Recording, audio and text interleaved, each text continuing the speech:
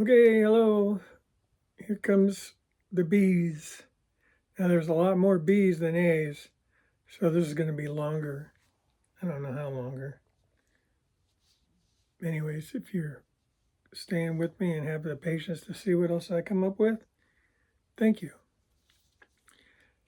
First of all, we're going to start with a band called Babe Ruth from England. I don't know if you can tell, but that's Roger Dean art. Pretty awesome.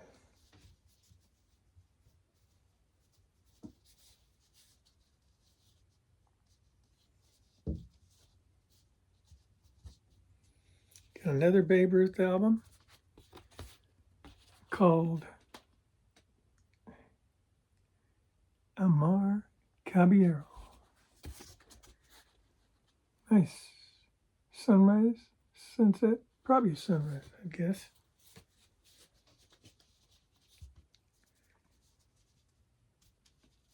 Babe Ruth had a female singer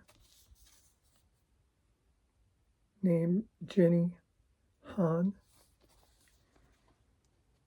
Here's their third album, just called Babe Ruth.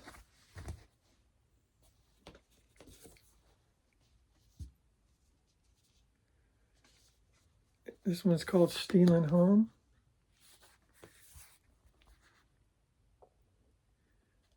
And with the Roger Dean art here.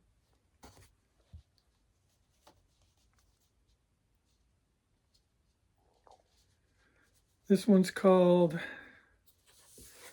Kids Stuff. It seemed to have a baseball theme, probably because of the name, right? Babe Ruth.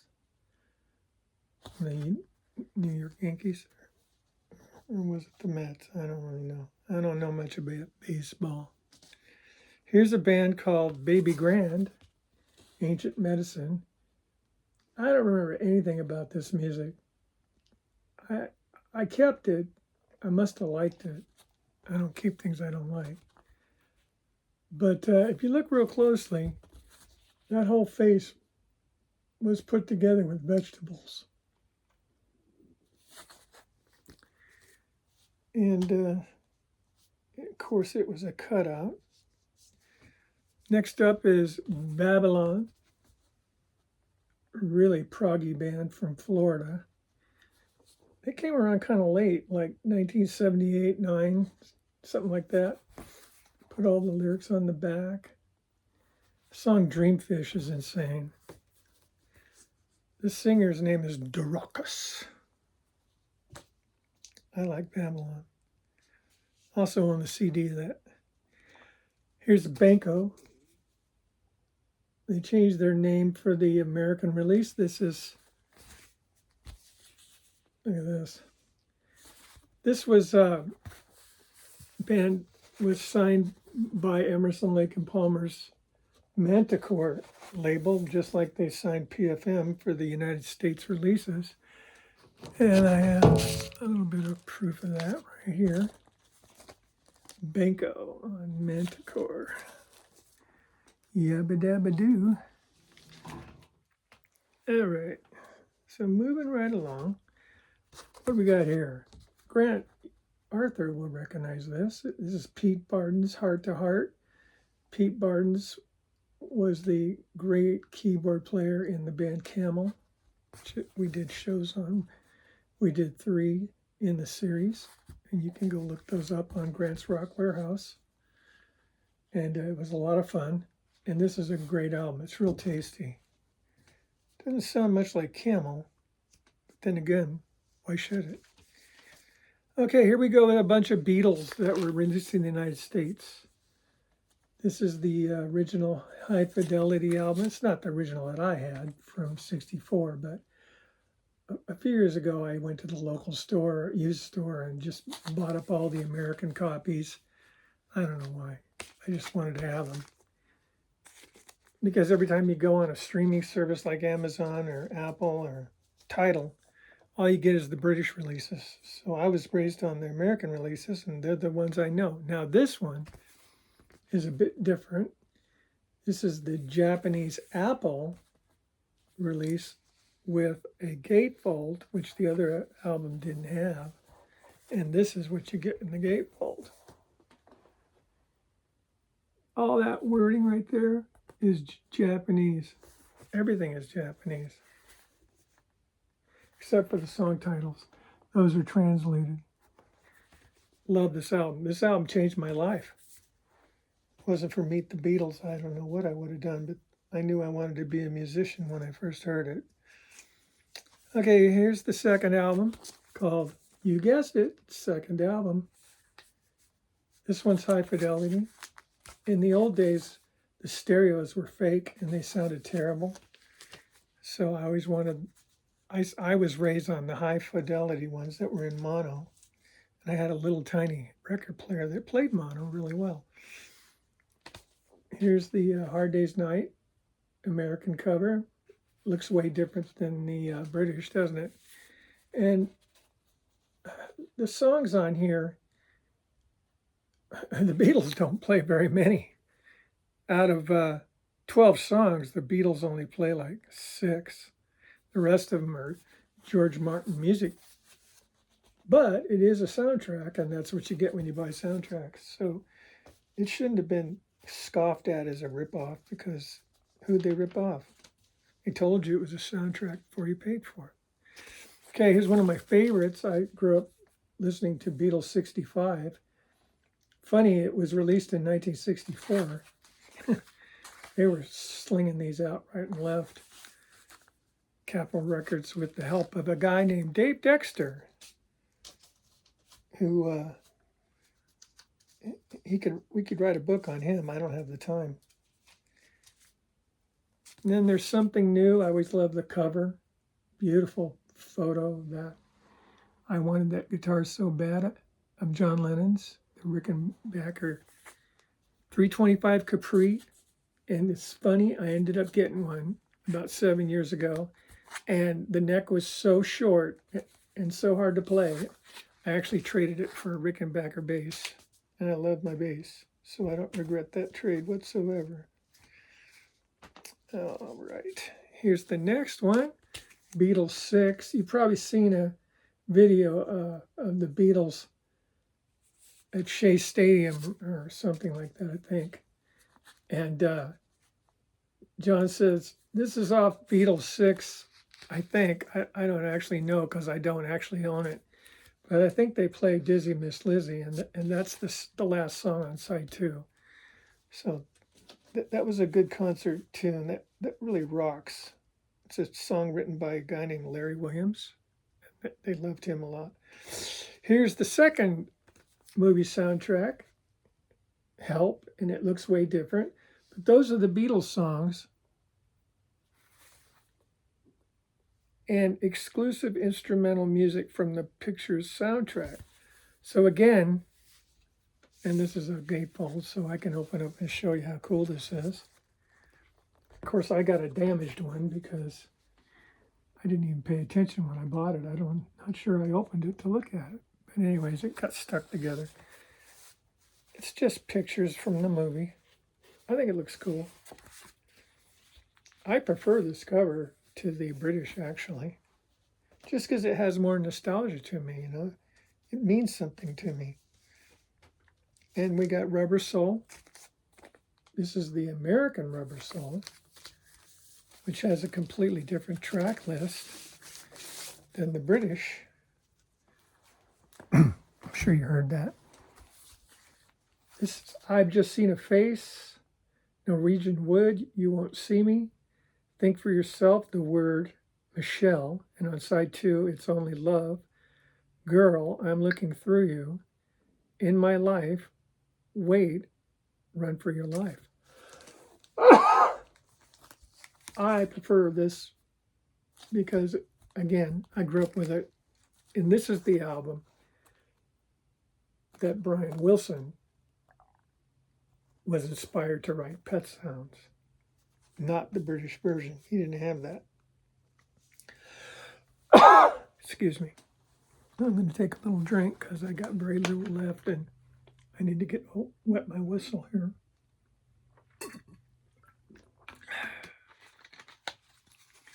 I'm drinking Hint. It's really good.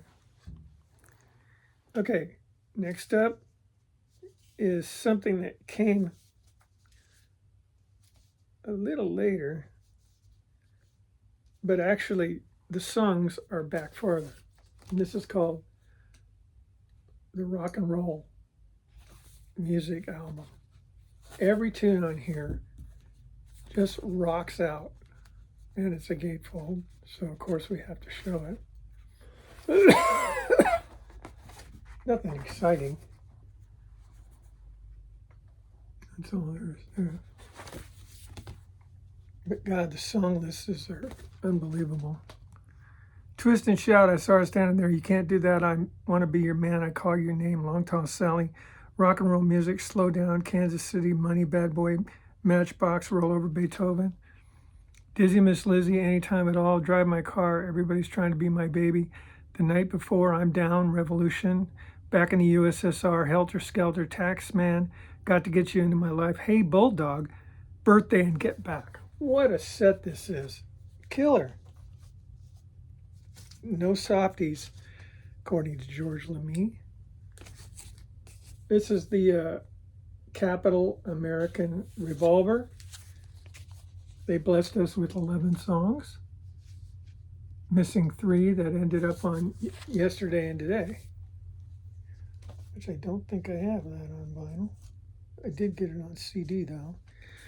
Okay, up next is my Magical Mystery Tour, which I showed in my vinyl tag, and it's a 24-page booklet inside, and I just don't want to deal with trying to open it up and show everybody. You can go look at it if you want on Google.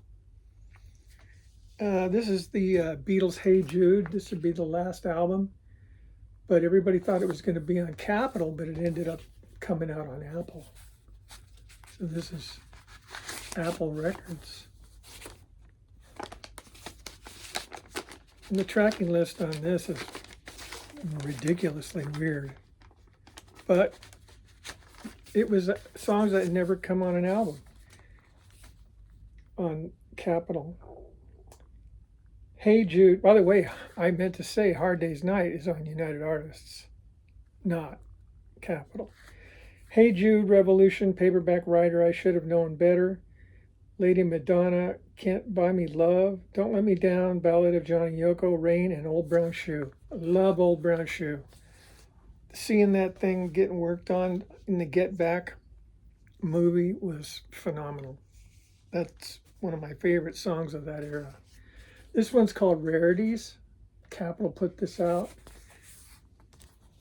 So it's got, we've heard all this stuff now, and a lot of it is on the anthology. But you know what? They must have thought they screwed us over by removing the butcher cover so early out of the shelves. So when you buy this and you open it up, you get a butcher cover. Oh man, weren't they generous? I like the pictures of the performances too. Look great. And of course they got a picture of the original Yesterday and Today photo. This is pretty cool. And they talk about that run out groove on Sgt. Pepper's Inner Groove, or just keeps spinning. And nobody knew what they were saying. I guess if you listen closely, it's Never Do See Any Other Way. This is a bootleg of the Beatles Christmas records that they sent to the fans in little flexi singles.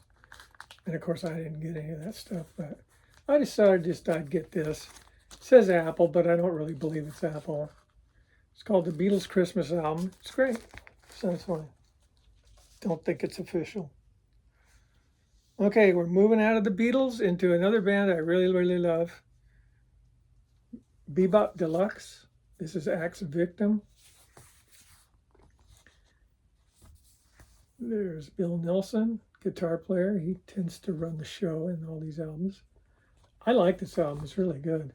And it's got a nice gatefold of the band. This guy here looks a lot like Denny Lane. So there's more Bebop Deluxe coming. They put out a half live, half studio album called Live in the Air Age, and half of it's black vinyl and half of it's white vinyl. Isn't that weird? I don't know why they do that. Great album. Love it. Love all these Bebop Deluxe albums. They're awesome. Next we have Modern Music. This is another really cool album. The Modern Music Suite just goes on and on and on. It's really nice. Pretty long, actually. Then they came out with Drastic Plastic. This isn't considered one of their greatest. It came out in 1979, I believe. But it's not considered one of their best. But, you know, it's all right. The Tubes could have put that cover up. And to top it off, we have Bebop Deluxe, the best of and the rest of, which is kind of what the anthology album did for the Beatles. But nice picture of the band live, and then you get this inside. Love gatefolds. Again, can I remind people that do these kind of things? If you have a gatefold, show everybody, please. I get frustrated when you don't open them up. Anyways, then there's this. Beck, Bogart, Epis, or Epis, or Apis. I'm not sure how you say it. This is a great album. I mean, how can you go wrong? Jeff Beck, Tim Bogart from Cactus, and Carmine from Vanilla Fudge. And Tim Bogart was in Vanilla Fudge also, I remember now. Yeah, this is great. They do a really cool version of Stevie Wonder's Superstition and side one. A lot of slide guitar on that album. If you like to hear Jeff Beck play slide, that's your album. A lot of slide. Up next, we've got Jeff Berlin and Vox Humana. Now, you might remember Jeff Berlin played bass on the Bruford albums with Bill Bruford. This is his first solo album called Champion. Good stuff. And this is his second album called Pump It. He got rid of the Vox Humana kind of thing. But this album's got a really cool version of Crossroads. I don't know if you can see it. Is it there? Is that Crossroads? By Cream. But anyway, what makes it special is Jeff Berlin learned how to play the Eric Clapton solo on a bass. Now this is worth hearing. Really cool. Very strange stuff. Who else is on that album? I forgot.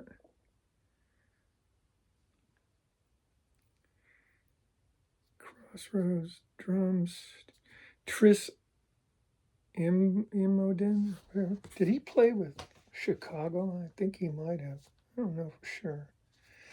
Next, we go to Germany for the band Birth Control. And I love this cover. It's really spacey. It's called Increase. Now, this band couldn't decide if they wanted to be heavy metal, hard rock like Deep Purple, or crazy prog like Gentle Giant on two albums, Plastic People and the one that came after, Backdoor Possibilities.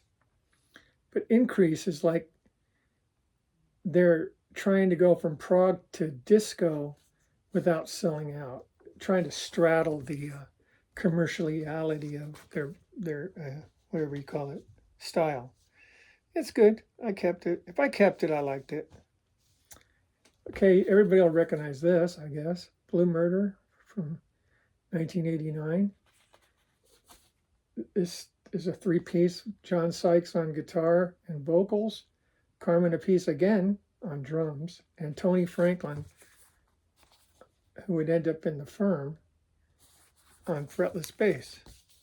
Great album. Here's a German band, I think they're German, called Brainstorm. And this is Second Smile. And I bought this on a hunch 50 years ago. Didn't know anything about them. Just decided to grab it. It's on Brain Records. Really crazy freaking prog. Just really good. All the names are German, so I don't want to say them. Moving right along. Gary Boyle, the dancer. This cover looks weird, but this guy can play guitar like nobody's business. He is hot. He came from a band called Isotope in England. And there's Gary Boyle. And Simon Phillips plays drums on all these songs. This is killer if you love Simon Phillips. Gary Boyle just rips on this album. And he put another one after that called Friday Nights Again. And it's nowhere near what I just showed you. It's not bad. I mean, I kept it, but it doesn't rock fusion like The Dancer. Not at all. Okay, now we're getting into Brand X, Phil Collins. This is Livestock, completely live album. They do a brand new song on here nobody ever heard called Night Patrol. In fact, I believe that they opened with that. It's a really good record. Very good. And there's more Brand X. Here's Masks. New drummer, Phil Collins, is doing something with Genesis, so they ended up getting Chuck Berge, and he would end up playing with Rainbow about the same time. Also, good drummer. Here's Product, 1979. This is when Brand X decided to let Phil Collins sing. There's two songs on here. One I really, really love called Don't Make Waves. And another one, Streets of Soho, or just called Soho, Streets of Soho. Don't like that one as much. Great album. And there's like two different drummers and two different bass players here. You've got Phil Collins and Mike Clark doing drums on different songs. And you've got Percy Jones and John Giblin playing fretless bass. So you got to know who's who when you're listening or you're going to get lost. And this is called Do They Hurt? This came out in 1980. Love the cover. She's wearing alligator shoes and there's an alligator on the walkway that she's got to go by. Man, if that ain't karma, I don't know what is. Great album. Percy Jones bass playing on this is phenomenal. And again, I think it's Phil Collins on drums, but I can't see very well, so it's hard for me to read the credits. I can't see up close. Then they put another one out in 1982 called Is There Anything About? Now this has Phil Collins on every song, playing drums. Unfortunately, it's kind of like Steely Dan compared to the other Brand X albums. A little bit more lighter. Not bad. Tasty. Here's a guy named Francois Brion from France, and his album is called Voyeur Extra Lucide. Kind of looks like my music room. This is really good. I can't remember anything about it. It's on Egg Records, but I kept it for a reason. I like it. And then we have Jack Bruce, Out of the Storm, excuse me. I love Jack Bruce. I don't have everything he ever did, but I love him in Cream. Here's my favorite Jack Bruce album. It's called House Tricks. Got Simon Phillips right here on drums, and Tony Hymas right here, who ends up playing keyboards with Jeff Beck on There and Back, and Guitar Shop. Here's Bruford, Feels Good to Me. Weird album though. The side says Bill Bruford, front says Bruford. I don't know. Alan Holdsworth smokes on this album. He's on every song. Killer. Jeff Berlin, Dave Stewart, great. Oh, and the female vocalist too, named, God, what's her name? I can't think of her name now. Let's see, I can't even see it. Annette Peacock. Sorry. She's good. A lot of people put her down. I think she's fine. Here's the official Bruford bootleg that they put out on their own, called the Bruford Tapes. This was recorded at a place in New York called My Father's Place. This is excellent. The only different thing about this Bruford than the other one I showed you is that Alan Holdsworth is gone by this album, and they've got a guy named the Unknown John Clark, who sounds just like Alan Holdsworth. And we've got Buggles, The Age of Plastic. That's Trevor Horn, Jeff Downes. Of course I bought it. Are you kidding me? A lot of people call them the Buggles, but like Eagles, they're not the Eagles. They're not the Buggles. Okay. Their second album was called Adventures in Modern Recording.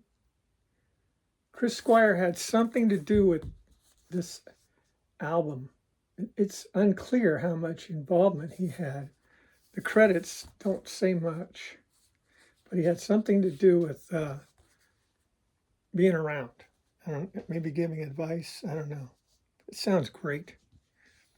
And next up, we have a very weird, as far as people knowing who they are, band called Byzantium. They, you talk about under the radar. Where did these guys come from? I don't know.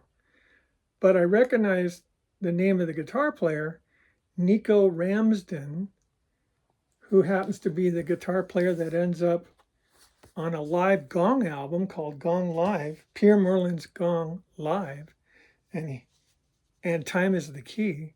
He ends up being one of the guitar players on Time Is the Key, along with Alan Holdsworth. And at 27:30, I'm done. That's the Bees, folks. Take care. Be good to each other.